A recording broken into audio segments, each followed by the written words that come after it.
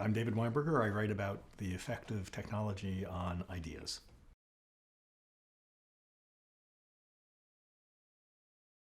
So the old principle of organization was there's one right way of doing it. There's a right order, whether that's in the order of species or even what counts as news. When you can only have a single view of that topic, because you have mass media that's reproducing. That's what makes it mass, reproducing the same thing, and everybody gets the same copy.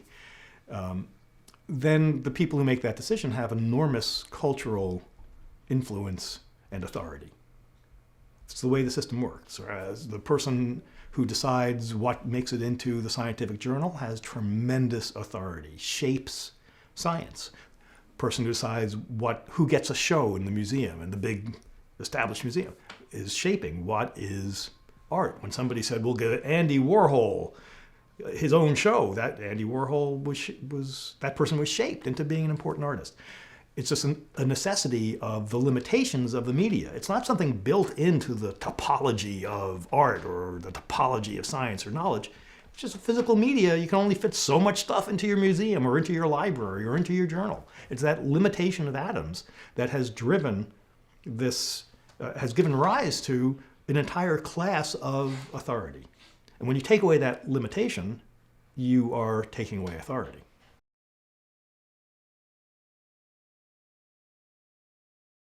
So I think the internet is challenging some of our most basic assumptions in our culture.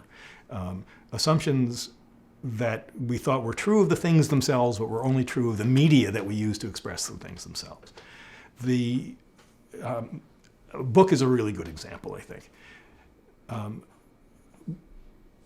A book assumes that you're not going to be able to link and go elsewhere. It tries to contain everything within its covers, everything in its topic. In fact, the question of what is a topic is determined by what fits between the book's covers.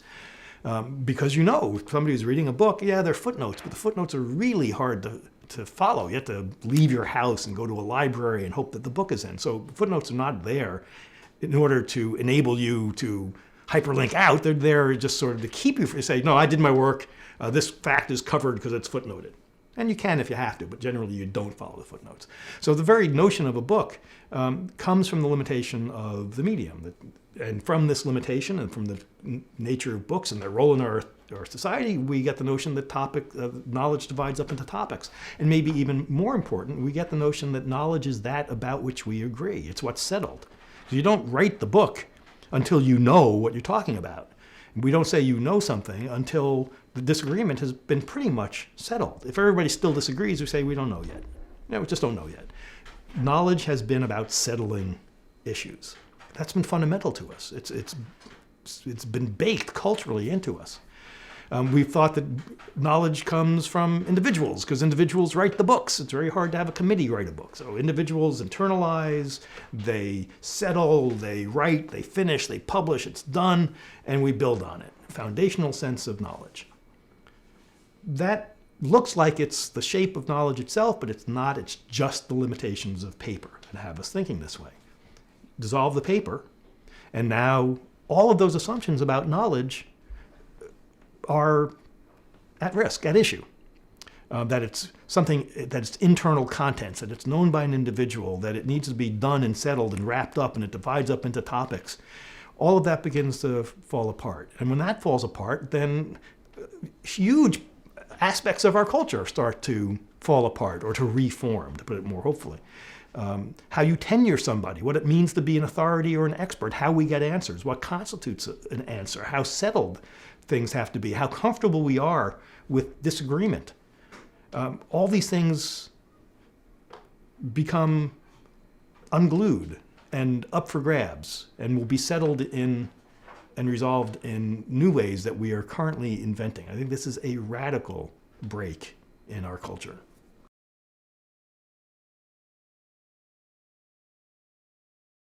In the long term, we will never have a well-ordered internet, but that's good.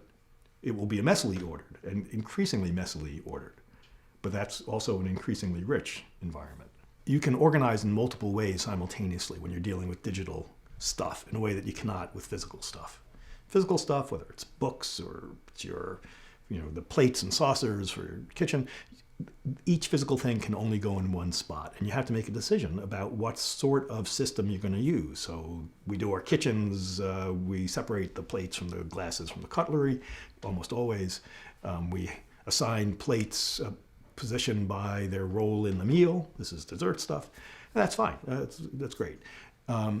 It's when we are at the level of ideas, which gets manifest particularly with books, that we start doing some damage, because we have to decide what the book is about and thus where it's going to be shelved, and you only get one choice. And that gives us a sense that the world is much simpler than it is. It has us thinking that what things really are is the single place in which we assign them. In Western culture, this goes back explicitly to Aristotle. You can actually take it back further than that, but it's been quite a settled and explicit idea that a thing is its position in the organization of stuff. In the messy world of the internet, the digital world of the internet, things benefit by having multiple places.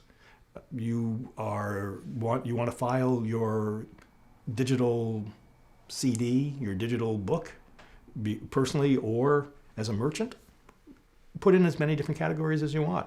So we can do that in a variety of ways, including tagging, where other people can assign tags to your stuff. Because why not? It's just layers and layers on top of the stuff. And so put those layers together and you have a gigantic mess. But each element of that mess is simply a layer of order on top of meaningful things. And so we can, first of all, find things better because there are multiple ways into them. And we can even understand them better at times because those multiple systems of messy classification show us how people think about those things. The classification has meaning itself. So messiness turns out to be actually quite useful, both practically and conceptually on the internet. It may be that in the long term, we will get past our Western fixation on finding the place for each thing. We may have a different view of knowledge. You can see this arising simply for practical reasons in various areas of science, where you would think science is where we really pin things down, pin the butterfly to the wall. But in fact, scientists who have this tremendous practical urge to know their world and to do so faster and faster, see the various ways in which people have organized facts and information into databases, typically, and recognize that there would be tremendous value in coordinating these, getting the information hooked up, but also then immediately recognize that these databases, these ways of organizing the world, don't match up perfectly. And people just have different ideas about how to classify and organize. And so they have two choices. They can either say, well, let's come up with a master plan and get this right, the one right way. And that's not gaining a lot of traction for very practical reasons. So we're seeing an area of science, a different idea, which is, here's this big bunch of data, here's another bunch of data.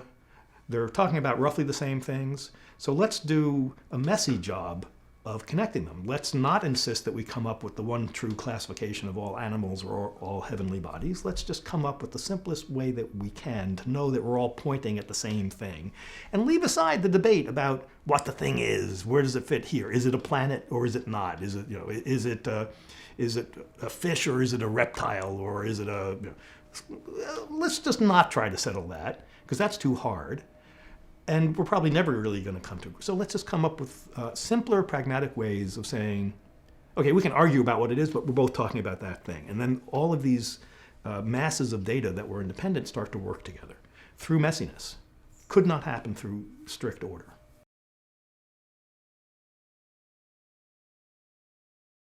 So we're now in this play period where we realize that there may be different ways of putting stuff together, and putting stuff together in new ways can mean that we get new sorts of things. And a lot of it's going to be crap and just bad experiments or bad art, but some of it's going to be really important and interesting. And so we're in this period of play and experiment in which we're trying out new social organizations, new work processes, sometimes to produce things that are like what we used to produce, big blockbuster movie or a pretty straightforward set of 12 songs or whatever, but sometimes to create things that are just unlike anything we could have created before. It's pretty, this makes the Renaissance look like a minor, I don't even know how to finish the sentence, so can we not use that sentence?